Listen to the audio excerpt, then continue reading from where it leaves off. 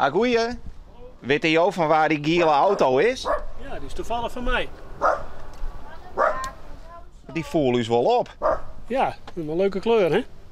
Een Renault Rodeo. 50 jaar oud. En waarom heel die? Ja, hobby, hè? Oude meuk is leuk, vind ik altijd. Huh? Kunnen we er even in herinneren? Ja, tuurlijk. Moet je me even zien? En mooi, wat voor gevoel rijd je nou in roem? Ja, een beetje mooi smile op het gezicht. En ja, gewoon leuk. Leuke reacties onderwijs. Dikke duim omhoog. Die ken wel even mooi een charm.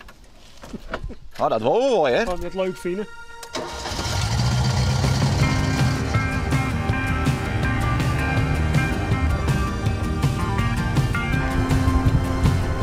Viel je nou, ik ben wat jonger, had je dan zo omrieden? Je bent zo jong in je vielen, hè? Ik denk dat ik wel 150 word, maar dan ben ik alle dingen die ik nog het wil, dan moet ik wel 150 worden, ja. Want dan heb je altijd zo'n soort plan.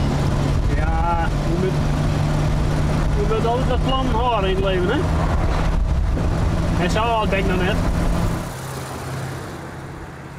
Ik snap wel dat jou dit leuk vindt. Dat dacht ik al, ja.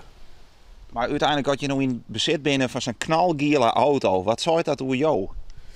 Ja, misschien, ja. Iedere gek zijn gebrek, zeg maar, hè? Ja, ach, ja, dat is leuk. Hè?